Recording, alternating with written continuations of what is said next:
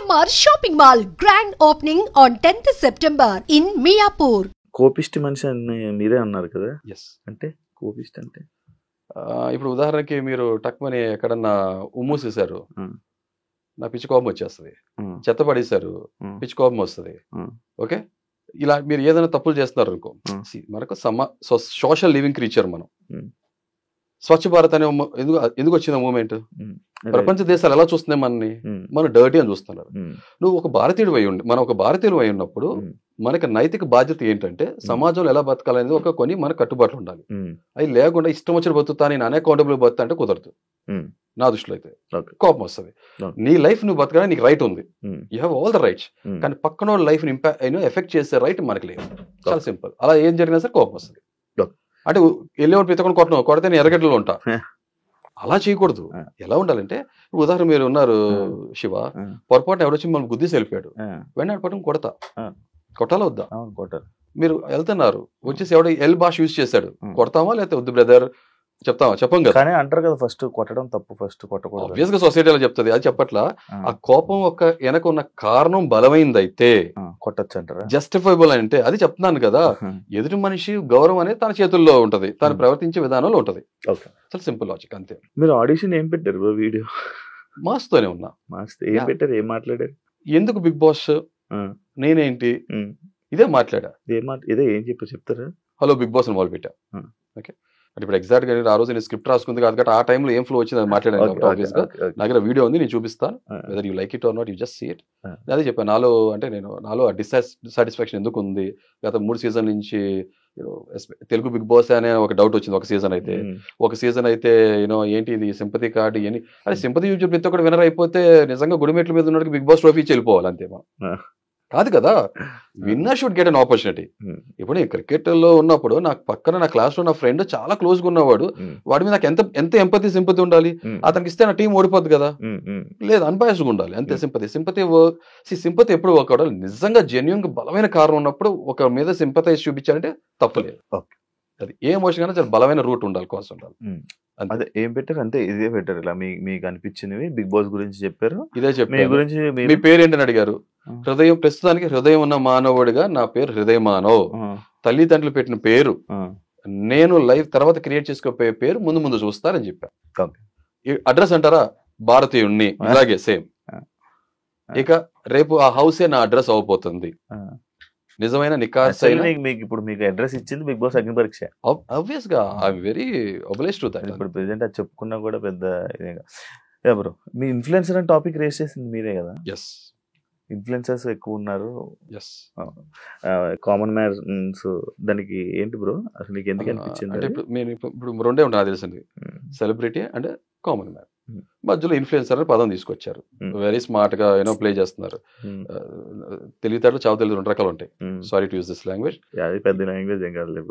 ఒకవేళ ఇలా వాడితే నేను కూడా చెప్తా దానికి. నేను 100 మంది సమాజం చెప్పి అలా కూర్చోబెట్టి నుంచోబెట్టగలను. నేను దానికి చెప్తా. ఇన్ఫ్లుయెన్సర్ అనే ఇంగ్లీష్ చదువుకున్న ఎవరికైనా సరే, ఇన్ఫ్లుయెన్సర్ అంటే మీనింగ్ ఏంటి?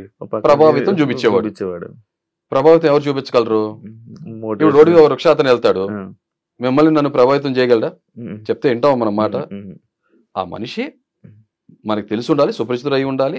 లైఫ్ లో ఏదో సాధిస్తే ఇన్ఫ్లుయెన్సర్. లైఫ్ లో ఏదో ఒకటి సాధించి పబ్లిక్ లో వచ్చే మనిషిని ఏమంటారు? సెలబ్రిటీ అంటారు.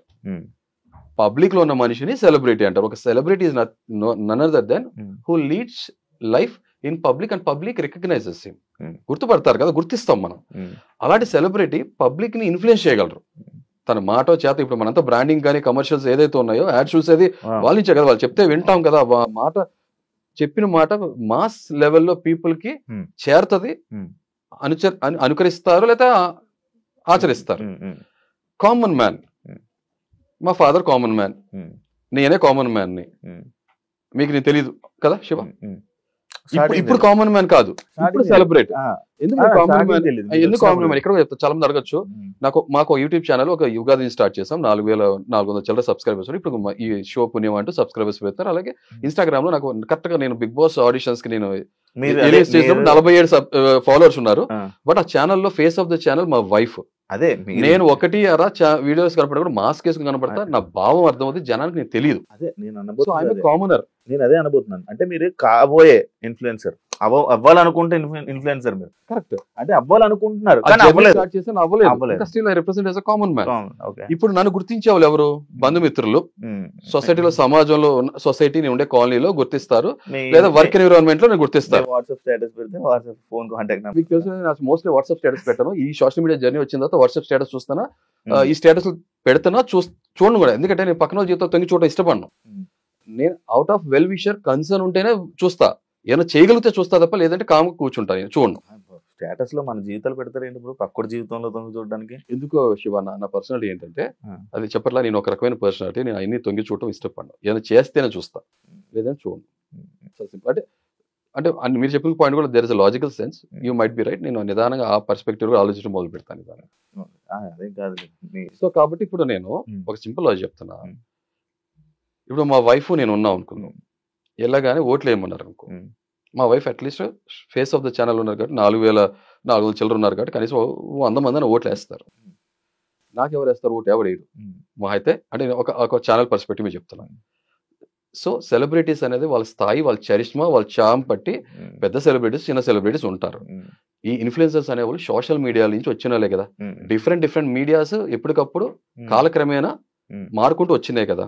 ప్రింట్ మీడియా, ఎలక్ట్రానిక్ మీడియా, ఇప్పుడు సోషల్ మీడియా చాలా పవర్ఫుల్ కదా. సో వీళ్ళందరూ ఇన్ఫ్లుయెన్సర్స్ అంటే పబ్లిక్ వాళ్ళు చూస్తారు కదా, తెలుసు కదా, గుర్తిస్తారు కదా. సో అంతే. ఇన్ఫ్లుయెన్సర్ అంటే నా దృష్టిలో ప్రభావితం చూపించేవాడు కాబట్టి ఓట్లు కూడా ఇన్ఫ్లుయెన్స్ చేయగలరని నా ఉద్దేశం. అదే ఇప్పుడు ఇన్ఫ్లుయెన్సర్స్ ఉన్నారు, ఇన్ఫ్లుయెన్సర్స్ మోస్ట్లీ ఉన్నారు. ఇన్ఫ్లుయెన్సర్స్ ఇప్పుడు ఒక టాపిక్ నేను రైస్ చేయగానే ఇంకొక పర్సన్ వచ్చి, ఒక ఫిమేల్ కంటెస్టెంట్ వచ్చి, లేదు కామనర్ అని చెప్పి గుంపులో గోవింద అని చెప్పి మసాలా కలిపేసి నా పేరుతో కలిపేసి మేమన్నా. నా తర్వాత తెలిసిందంటే ఆ పర్సన్ కూడా 11,000 మంది ఫాలోవర్స్ ఉన్నారు తెలిసింది. ఓకే. అంటే సో ఈ అంటారు సార్, మనం ఇల్లు కాలితో ఒకరికి వచ్చి చలిమంట వేసుకున్నాడు రేటు అలా ఉంది. యాక్చువల్ ఎక్కువ మంది ఇన్ఫ్లుయెన్సర్స్ ఉన్నారా, ఎక్కువ మంది కామనర్స్ ఉన్నారు? ఎక్కువ మంది ఇన్ఫ్లుయెన్సర్స్ ఉన్నారు. అది లాక్స్ లో అని, థౌజండ్స్ లో అనేవాడి. ఇదే మా చెప్తాను. ఇప్పుడు మా వైఫ్ వచ్చి ఉంటే నేను ఇన్ఫ్లుయెన్సర్ అనేవాడిని, నో మ్యాటర్, అంతే. అది 4,000 మంది 47 మంది ఉన్నా కూడా ఇన్స్టాగ్రామ్ ఇన్ఫ్లుయెన్సరేగా. స్టార్టింగ్ మీరు స్టేజ్ ఎక్కగానే 2 రెడ్లు ఇవ్వగానే ఒక వెళ్ళిపోతాను అనుకున్నారా? సరే చెప్పట్లా, నేను బిగ్ బాస్ కోసం పుట్ల. నాకు ఒక లైఫ్ ఉంది, కొత్త జీవితం మొదలు పెట్టా, ఒక ట్రాన్సిషన్ ఫేజ్ లో ఉన్న, కొత్త ప్రయాణం, కొత్త పర్పస్ ఆఫ్ లైఫ్ ఏంటని చెప్పి మొదలు పెట్టినప్పుడు వెళ్ళాను బిగ్ బాస్. నాకు నిజంగా ఇన్నిసార్లు అందరి దగ్గర చెప్తున్నా, నాకు అగ్ని పరీక్ష కన్నా కూడా ఆపద్ బాంధవుడిలాగా వచ్చిన ఒక అవకాశం. నేను నిజంగా డిజర్వింగ్ పర్సన్ అయితే అవకాశం ఇస్తారు, వచ్చింది. ఇప్పుడు నా గమ్యం దాంతో రాసి పెట్టలేదు, నాకు నా జర్నీ లేదనుకుంటే వెళ్ళిపోవాల్సి వచ్చేది, అంతే. Simple logic. ఫైనల్ గా బ్రో, మీకు ఓట్లు వేయాలా? ఈ క్వశ్చన్ కరెక్ట్ చెప్తున్నాను. నాకు కాదు, ఎవరికైనా సరే మీరు ఓటు వేసేటప్పుడు అదే చెప్పట్లా, డోంట్ జడ్జ్ ఎనీ వన్. పూర్తిగా వాళ్ళ జర్నీ చూడండి, వాళ్ళేంటో తెలుసుకోండి. మీ విచక్షణ ఏదైతే ఉందో, మీ ఆలోచన మీ మెదడుకి పదును పెడితే, నా ఓడరా, నాకు తెలుసు, నేను అతను ఒక సోషల్ మీడియా ప్లాట్ఫామ్ మీద ఫాలో అవుతున్నాను ఇలా అని చెప్పి పక్షపాతంతో ఓట్లేస్తే పక్షపాతం వచ్చేస్తుంది షోకి. చాలా సింపుల్. సో నాకు కూడా నేను చెప్తున్నా, నా జర్నీ నాకు నచ్చపోతే నాకు నేనే ఓటేసుకున్నాను. నేను కరెక్ట్ గా నిజమైన వాడిని, genuine, straight forward, I'm deserving person అనుకున్నప్పుడు అది మాత్రమే ఓటేయండి, లేదా ఓటేయద్దు, సమస్య లేదు. హౌస్ లో ఎక్కడైనా చెప్తున్నా, అంతే. నన్ను ఇష్టపడితేనే, నాకు నచ్చితేనే ఓటేయండి, లేకపోతే ఓటేయద్దు చెప్తున్నా. నేను రాజకీయాల్లో కూడా ఇదే మాట చెప్తాను, ఎక్కడని చెప్తా. మా ఓడరా, మా ప్రాంతం రా, మా కులం రా, మా మతం రా, ఎన్ని వద్దు దయచేసి. నచ్చితే ఓటే. నిజమైన మనిషి, కరెక్ట్ పర్సన్ కూడా ఓటేయండి, అంతే సింపుల్. రాజకీయాల్లో అయినా, నిజ జీవితంలో ఎక్కడైనా అంతే. మీరు నాకు నచ్చితే ఓటేయచ్చు, అంతే. నచ్చితే, నచ్చకపోతే లేదు. నచ్చాడా నచ్చలేదు అన్నప్పుడు మాత్రం అదే చెప్పా కదా, ఈ విచక్షణ కొంచెం మొత్తం ప్రాపర్ గా అబ్జర్వ్ చేసి స్టడీ చేసి ఓటేయండి, అంతే. ఒకవేళ అయిపోతే ప్రాబ్లం లేదు, అదే చెప్తున్నా కదా. ఓటేయలేదు అనుకో, నాలో ఏదో నచ్చలేదు అనుకుంటా, నచ్చంది ఏంటో నేను తెలుసుకుంటా, ఆబ్వియస్ గా మారాలి కదా. మనిషి నాకు అందరు తప్పులు చేస్తారు కదా, మార్చుకోవాలి. మీకు మీరు చేసేది రైట్ అని మీరు అనుకుంటున్నప్పుడు చెప్తే మీరు ఎందుకు మారాలి? అది చెప్తున్నా కదా, అది చెప్తున్నా. వివేకం అవివేకం తేడా ఉంటది, ఓకే. కాన్ఫిడెన్స్ వేరు, మూర్ఖత్వం వేరు. ఇప్పుడు నాకు నేను చేసే రైట్ అనిపిస్తుంది, కానీ కొంతమంది 10 మంది చెప్తున్నప్పుడు నువ్వు ఎందుకు రైట్ అనుకుంటున్నావు, నువ్వు 10 మందికి చెప్పగలిగే కెపాసిటీలో ఉండి కన్విన్స్ చేయాలి. లేదా 10 మంది నీకు ఒక విషయం చెప్తున్నారు, వాళ్ళు కన్విన్స్ చేసినప్పుడు you should be good listener also. మార్చుకోవాలి, అంతే. ఇప్పుడు నా కంట్లో పూసలేదు అనుకుంటా, sorry to use this language అనుకుంటా. నాకు ఒక మనిషి కాకుండా 2-3 చెప్తున్నారు అనుకో, ఉందా నేను ఆలోచించాలి కదా ఒక సెకండ్. లేదు నేను పట్టుకున్నాను 7 కాలన్నావు అనుకో, తీసుకుంటా అంతే అయిపోయింది. కరెక్ట్ చేసుకోవాలి కదా. నేను అరే నా తప్పే లేదు, పర్ఫెక్ట్ పర్సన్ అంటే నిజం చెప్పా. జడ్జి లేని క్వశ్చన్ నాకు కూడా వర్తిస్తుంది కదా. నేను దేవుడు అయి ఉండాలి కదా తప్పే చేయకపోతే. తప్పులు అందరం చేస్తాం కదా శివ. మార్చుకున్నా కూడా మార్చుకున్నాడే కదా, తన తప్పు తను తెలుసుకున్నవాడే ధన్యుడి సుమతి కదా. అదే నేను అదే చెప్పాను, మార్చుకునేవాడే కరెక్ట్. ఎప్పుడు మనం కరెక్ట్ మనం చేసిందే రైట్ అనుకుంటారు, తప్పు. అదే మూర్ఖత్వం అంటున్నాను కదా. కాన్ఫిడెన్స్ ఓవర్ కాన్ఫిడెన్స్ తినలే ఉంటుంది, అది నాకు తెలుసు. సూపర్. ఎక్కడ సినిమా డైలాగ్ అనుకోదు, ఎక్కడ నెగ్గాలో కాదు ఎక్కడ తగ్గాలో కూడా తెలిసి ఉండాలి. అన్ని రోజులు మనే కాదు కానీ మన ప్రయాణం మందే, మన జీవితం మందే. మనకి నచ్చిన డిజైన్ చేసుకోవాలి, మనకి నచ్చిన మనం బతకాలి, అంతే simple. Thank you so much నాకు ఇంటర్వ్యూ ఇచ్చినందుకు. It's a privilege, it's not about interview. అసలు నా సైడ్ చాలా మంది తెలియదు కాబట్టి అందుకే నేను వచ్చి చేస్తున్నాను అంతే. మాట్లాడుకున్నాం. బట్ సి ఇన్ఫ్లుయెన్సర్స్ నిజంగా రేపు సెలబ్రిటీస్ వచ్చినా ఇన్ఫ్లుయెన్సర్ వచ్చినా ఇప్పుడు దాని గురించి కామెంట్ చేయకూడదు. ఎందుకంటే నేను కూడా ఇప్పుడు వాళ్ళతో పాటు సమానంగా ఫార్మాట్ లో నన్ను సెలబ్రిటీ చేస్తారు కాబట్టి. 47 నుంచి ఇప్పుడు 300 చేంజ్ వరకు వెళ్ళారు. జియో హాట్స్టార్ అండ్ స్టార్ మా నుంచి కొలాబరేషన్ వచ్చింది. నాకు ఎన్ని ఫాలో అవును శివ, ప్రాంక్ చెప్తున్నా. యూట్యూబ్ గురించి కొంత నాలెడ్జ్ ఉంది కానీ ఇన్స్టా గురించి పెద్ద నాలెడ్జ్ లేదు.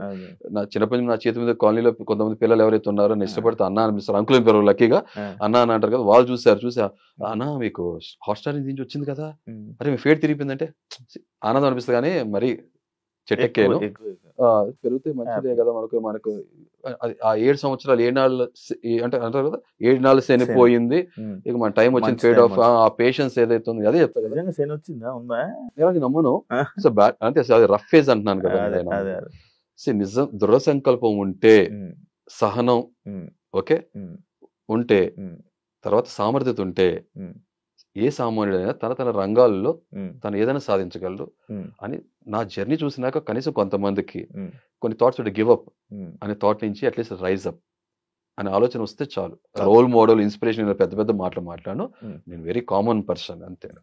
Thank you so much. Thank you. మంచి ఇంటరాక్షన్ చేసుకున్నాం. మంచి interaction. Thank you so much and wish you all the best. House లోకి వెళ్తే మంచి గేమ్ ఆడి మంచి మీలాగా ఉండి. గేమ్ అదే గేమ్ అంటే task bro.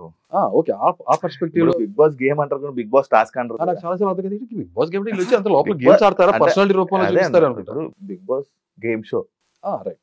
Big Boss task show కాదు. Correct, you are right. I agree with. Big Boss game బాగా ఆడండి కానీ తప్పు. అది నా మీనింగ్. Thank you. బాగా ఆడుతూ నాలో ఉంటాను. నాలో లోపాలు మీరు చూస్తారు, నాలో బలం చూస్తారు, నాలో చాలా షేడ్స్ చూస్తారు, చూడాలని కోరుకుంటున్నా. Thank you so much all the చెప్తాను కాబట్టి. చూసారు కదా ఇంటర్వ్యూ. ఇంకో గెస్ట్ తో మళ్ళీ మీ ముందుకు వస్తే అంతవరకు సియా. And for more videos, please subscribe to iDream. Please subscribe to iDream. Please subscribe iDream. And please subscribe to iDream. For more videos, subscribe to iDream. please like, share and subscribe to the channel. Congratulations, iDream. Subscribe to iDream. Subscribe to iDream. So subscribe to iDream Media. iDream ki iDream team andarki huge congratulations. Please subscribe iDream Media. Please subscribe to iDream. Subscribe iDream. Please subscribe to iDream. iDream అంటే నా కళల channel subscribe చేసుకున్న నోరు తిరుగుతలేదు, మీరైతే గంట గుర్తు కొట్టండి. For more such videos, please subscribe to iDream. Subscribe to iDream. Please subscribe to iDream. Please subscribe iDream Media. Please do subscribe to iDream. Please subscribe to iDream Media. For best entertainment and information, please subscribe iDream. And don't forget to subscribe to iDream.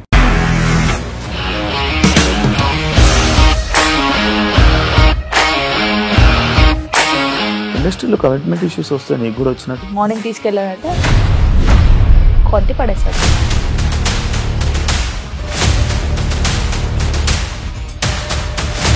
ఒక్కళ్ళు కూడా చూడలేదు ఈ cinema అని చెప్పడానికి కూడా చాలా ధైర్యం కావాలి. అది నిజం కదా, దాంట్లో ధైర్యం ఏంటి? నెక్స్ట్ డే ప్లేట్ మార్చేస్తే తప్పు కదా. As of now we're comfortable this అని నేను అనుకుంటున్నాను. రష్మిక గారిది మీది ఒకే ఊరు అంట కదా.